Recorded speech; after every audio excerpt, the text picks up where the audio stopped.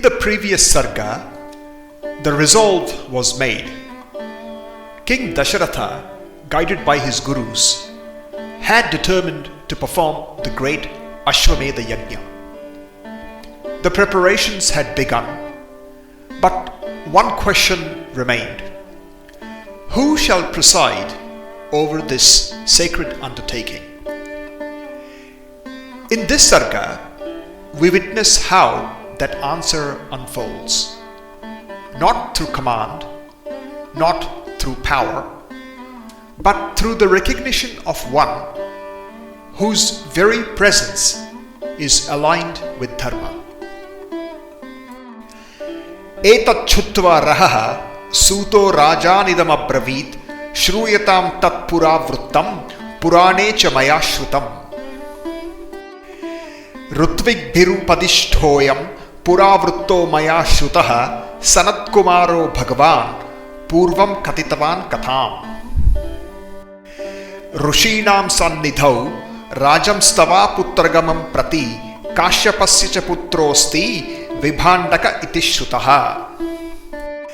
Ṛśyaśṛṅga iti khyastastasya putro bhavishyati savane nitya samvruddho munir vanacharaha sada. Nanyam janati viprendro nityam pitrunu vartanat dvaividyam brahmacharyasya bhavishyati mahatmanaha. Lokeshu pratitam rajan vipraischa katitam sada tasyaivam vartamanasya kalaha samabhivartata. Agnim shushrushamanasya pitarancha yashasvinam etasminneva kaletu Romapadha pratapavan.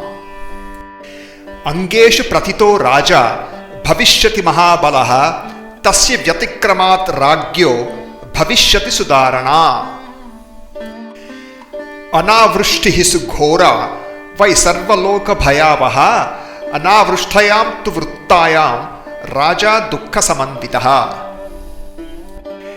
Brahmanachyuta samvruddhan samaniya pravakshati bhavantaha shrutakarmano lokacharitra vedinaha. Samadishantu niyamam prayaschittam yatha bhavet ityuktaste tato ragya sarve brahmana sattamaha. Vakshanti te mahipalam brahmana vedaparagaha vibhandaka sutam rajan sarvopayai rihanaya. Annayatu mahipala Ṛśyaśṛṅgam susatkrutam vibhandaka sutam rajan brahmanam vedaparagam prayachakanyam shantam vai vidhina susamahitaha. Tesham tu vachanam shrutva raja chintam prapasyate kenopayena vai shakyam ihanetum saviryavan. Tato raja vinishchatya saha mantribhiratmavan purohitam amatyamscha preshayishyati satkrutan. Te tu ragyo vachaha shrutva vyathita vinatananaha na gacchema rushed bhita anuneshyanti tam rupam. Vakshanti chintayitva te tasyopayanscha tam kshaman aneshyamo vayam priyam nacha dosho bhavishyati.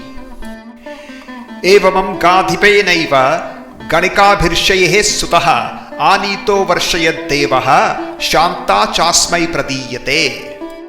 Ṛśyaśṛṅgastu jamata putranstava vidhasyati Sanat Kumara katitam etavad vyahratam maya. Atah hrushto Daśaratha Sumantram pratyabhashata yatharśyaśṛṅgastavanito yenopayena sochatam.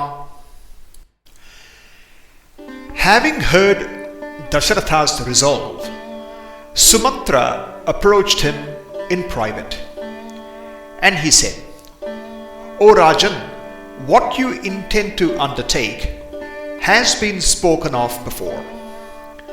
I have heard about this in a Purana Pravachanam in times gone by. It was once spoken by Sanat Kumara in the presence of assembled rishis on the very matter of your sons. Listen, O Rajan, to that account. Sanat Kumara. He is one amongst the four Kumaras, Sanat, Sanaka, Sanandana and Sanatana. They were born directly from Brahma's mind. And when they were born, Brahma instructed them. Brahma said, "Go forth and participate in creation." But the four Kumaras, they requested. They said, "Pitamaha, we shall not enter worldly life. We shall remain brahmacharis." And from that moment, the Kumaras turned away from creation and turned inward. They remained ever youthful, established in knowledge, and moving through the worlds, but untouched by them.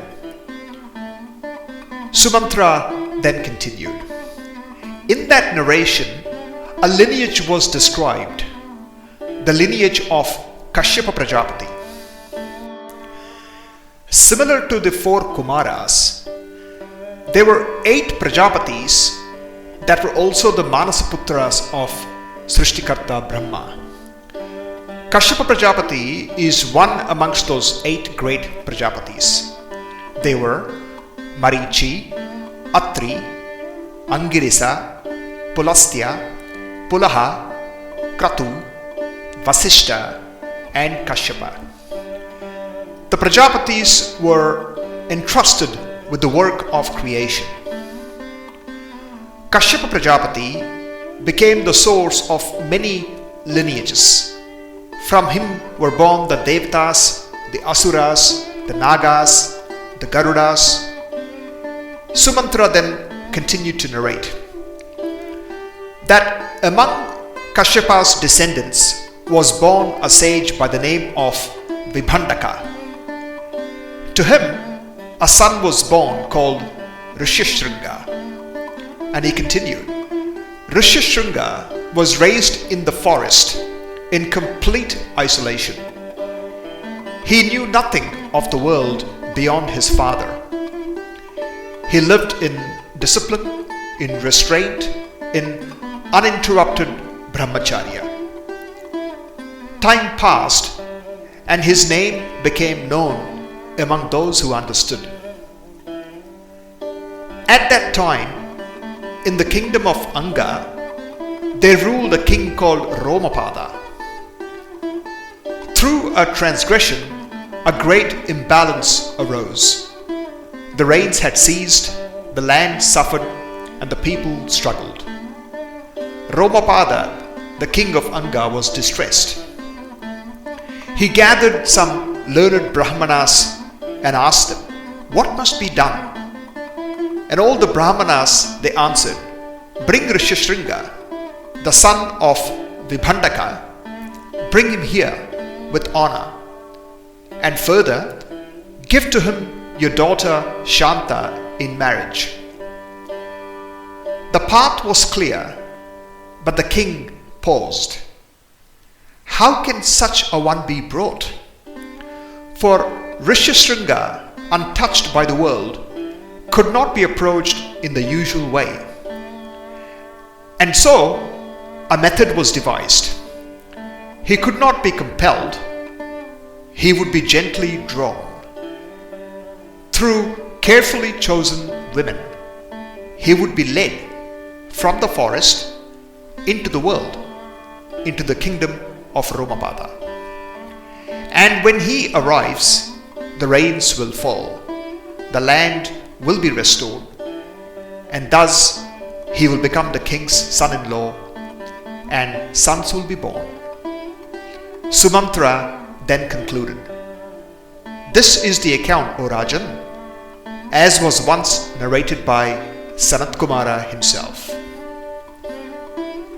Hearing this account, Daśaratha was filled with joy, and he said, "Sumantra, tell me, by what means was this accomplished?" This Sarga is not about ritual. It is about adhikara or eligibility. Why Ṛśyaśṛṅga? Because Dharma does not respond merely to action, it responds to a state of being. Ṛśyaśṛṅga's strength did not arise from learning, it arose from brahmacharyam. In the wisdom of the Vedas, a man's life was not seen as a random passage of years, but rather as a deliberate journey through 4 sacred stages, the ashramas: the brahmacharya ashram, grihastha ashram, vanaprastha ashram, and the sannyasa ashramam. In the brahmacharya ashramam, in the stillness of the forest, within the gurukula, where the young mind under the watchful eye of the guru is shaped in discipline, learning, and restraint.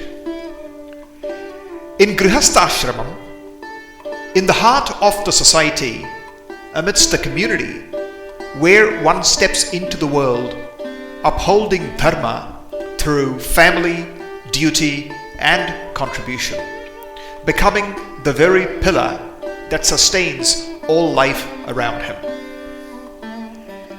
The third ashramam, the vanaprastha ashramam, is a return once again to the forest, not in retreat, but rather in transition, as one slowly withdraws from the noise of the world, striving towards the final renunciation, loosening the bonds that once defined him. And finally, sannyasa ashramam is the one that is beyond all places, beyond all identities, no longer bound to the forest or the home, but moving free, liberated from the ties of the world, abiding only in the pursuit of the self.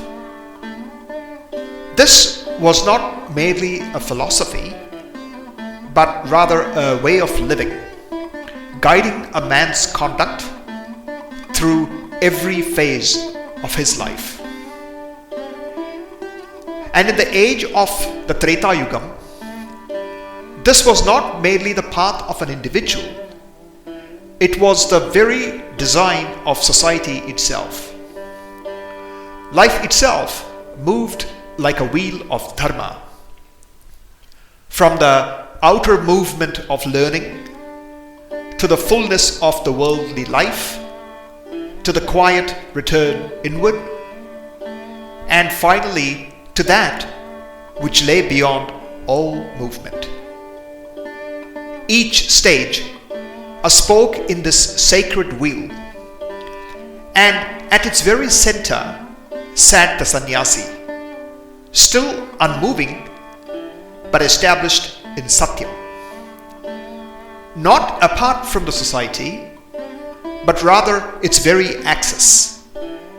For it was he who had seen what others are still journeying towards.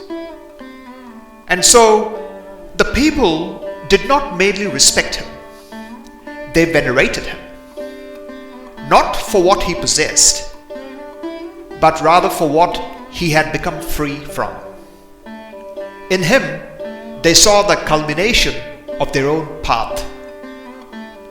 Through him, they remained anchored to Dharma.